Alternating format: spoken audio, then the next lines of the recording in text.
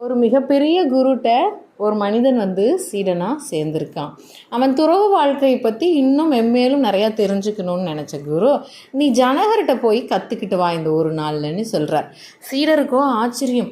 குருவே, துறவு வாழ்க்கையில் மிகப்பெரிய ஆளான நீங்கள் சொல்லி கொடுக்காததையா அரண்மனையில் வசிக்கிறோம் ராஜபோக வாழ்க்கையில் இருக்கும் ஒரு அரசர் எனக்கு சொல்லி கொடுக்க போகிறாருன்னு. அதெல்லாம் இல்லை, இன்றைக்கி ஒரு நாள் நீ அங்கே இருந்துட்டு வா, உனக்கு புரியும்னு சொல்லி அனுப்புகிறார்.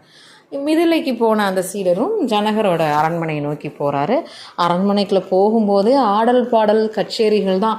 அழகான இளம்பெண்கள்லாம் சூழ்ந்து அரசவையை அலங்கரித்த மாதிரி நடனம் ஆடிட்டுருக்காங்க. அவங்கள சுற்றி இருக்கிற அனைவரும் அந்த நடனத்தில் மயங்கி அவங்களும் நடனம் ஆடிக்கிட்டு இருக்கிற மாதிரியான காட்சியை பார்த்ததும் இந்த சீடருக்கு அருவருப்பாக இருந்தது. அவர்களுக்கெல்லாம் மத்தியில் அரசர் ஜனகர் அமைதியாக அமர்ந்திருக்கிறாரு. ஜனகர் சீடரோட முகத்தை பார்த்தே தெரிஞ்சுக்கிட்டாரு சீடர் என்ன நினைக்கிறாருன்னு. நீங்கள் என்ன நினைக்கிறீங்கன்னு எனக்கு புரியுது, இருந்தாலும் இந்த ஒரு நாள் நீங்கள் இருந்து நீங்கள் கற்றுக்க வேண்டிய விஷயம் ஏதோ ஒன்று இருக்குங்கிறனால தான் குரு இங்கே அனுப்பிச்சிருக்காரு. அவருக்காக இன்று ஒரு நாள் நீங்கள் இங்கே தங்கி இருந்துட்டு போங்கன்னு சொல்கிறார். இவ்வளோ தூரம் அரசர் சொல்கிறாரேன்னு சீடரும் அங்கே இருக்கார். அங்கே அவருக்கு ராஜபோக விருந்து கொடுக்குறாங்க. வயிறு நம்ப சாப்பிட்றார். சாப்பிட்டதும் இரவு வருது, நீங்கள் போய் இந்த அறையில் தங்கிக்கோங்கன்னா ஒரு அறையும் ஒதுக்குறாங்க. அந்த அறை போனால் அவ்வளோ ஒரு ஆடம்பரமாக இருக்குது. அந்த அறை நல்லா பஞ்சு மாதிரியான மெத்தையும் அவருக்கு கொடுத்துருக்காங்க.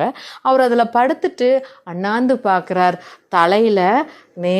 தலைக்கு நேராக உரையில்லாத வாள் ஒன்று, கூர்மையான வாள் ஒன்று மெல்லிய நூலால் கட்டி தொங்க விட்டுருக்காங்க.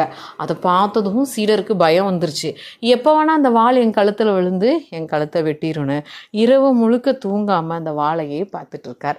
ஜனகர் காலையில் கேட்குறாரு, என்னங்க நல்லா தூங்குனீங்களா, இந்த பொழுது உங்களுக்கு நல்லா இருந்துச்சான்னு. எப்படி அரசி நான் தூங்க முடியும், என் தலைக்கு மேலே தான் வாள் தொங்கிட்டு இருக்கே அப்படின்னு. அதுக்கு ஜனகர் சிரிச்சிட்டு இருந்தார்.